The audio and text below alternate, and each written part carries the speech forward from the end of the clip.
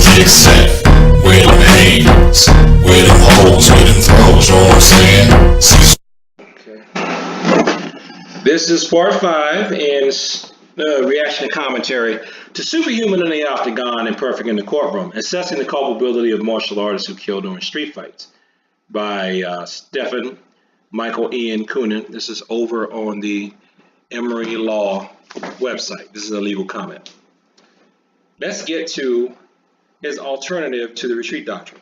As an alternative to the retreat doctrine, courts have also developed the true man doctrine in an attempt to avoid requiring, quote, cowardly and humiliating, end quote, retreats by defenders.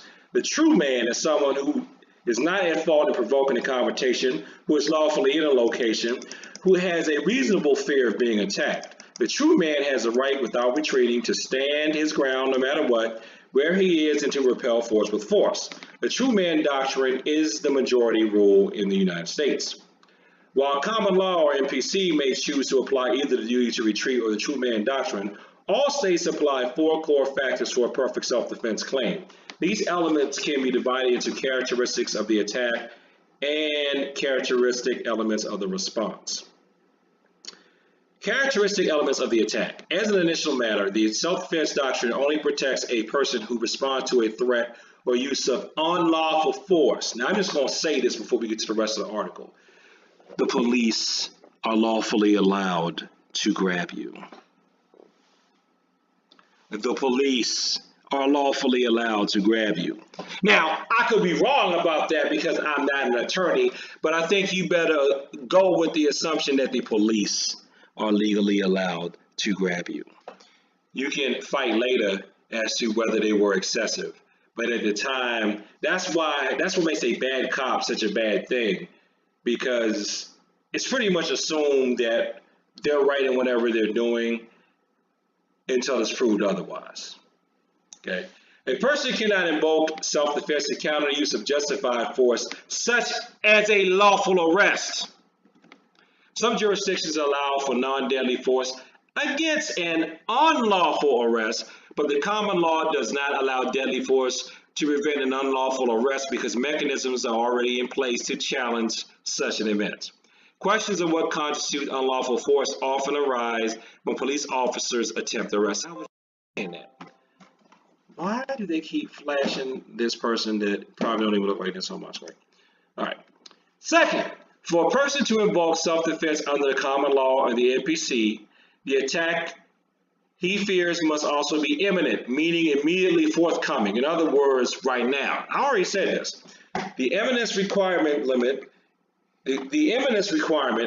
a person's ability to claim self-defense to only those attacks that occur in the present, as there will usually be alternatives to force that could prevent potential future conflicts. If the danger will occur in the future, the attack is not imminent. The law regards violence taken to prevent such future attacks as preemptive strikes rather than self-defense. Additionally, self-defense does not apply to revenge killings because of, among all things, this lack of evidence. So you can't come back and jump them and claim self-defense. Now, this is different than preemptive striking, which is a tactic some people use that, in a nutshell, is like, this person looked like they were going to hit me, so I hit them first. Okay?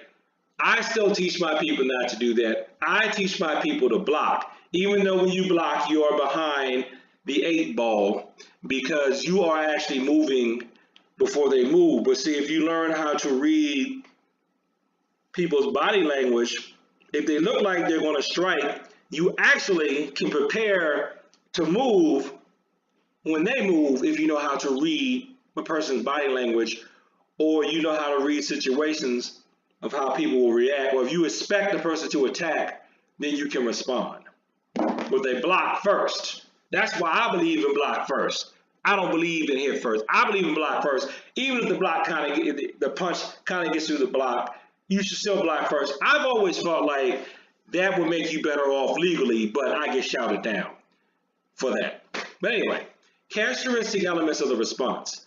The criminal law is also uniform for the responsive elements because the common law and the NPC both require that a defender's response be proportional to the force of the original attack. The proportional response uses an amount of force reasonably related to the threat and harm. For example, a person may use non-deadly force in self-defense to counter a non-deadly force attack, and a person can use deadly force in self-defense for an attack reasonably believed to be capable of causing death or serious bodily harm. Factors that generally affect whether deadly force is necessarily includes the aggressive size or sex, health differences between the aggressor and defender, the violent nature of an aggressor, the aggressor's use of weapons, and the presence of multiple attackers. And I also would like to add probably the color of skin of the people involved. That's not in the article. That's me putting that there. That doesn't make me hateful. That doesn't make me racist. That doesn't make me bigoted or this or that. Or is a reason for you to say, we can't hire him, we can't employ him, we can't study under him, we can't blah, blah, blah. It's the truth. Deal with it. And I'm not accusing all, okay? So SJWs and or far rights, far lefties, far righties, get over yourself. You know perception is king in this world. Whether we like it or not. I certainly don't like it. Even if I don't like it when I do it. It's wrong. In addition to proportionality, the other responsive elements of self-defense are the defender's subjective and objective beliefs. The subjective component requires that the defendant personally believe that he is in danger of an imminent threat of unlawful deadly force against him, and that the deadly force is required to defend against it. If the defender does not believe that he was threatened or that he must use deadly force to respond, he cannot claim self-defense. Yet, if the subjective standard is met, then even if the defender hates his attacker or takes pleasure in the retaliation, he retains his self-defense protections. Now I'm going to stop here.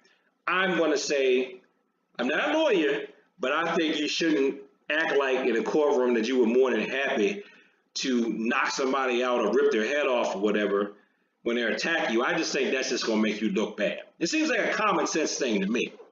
So we got to stop here to continue in the series because this is getting long. Please stay with this series to the end because now I think this is getting good. So hold tight. I'll be right back.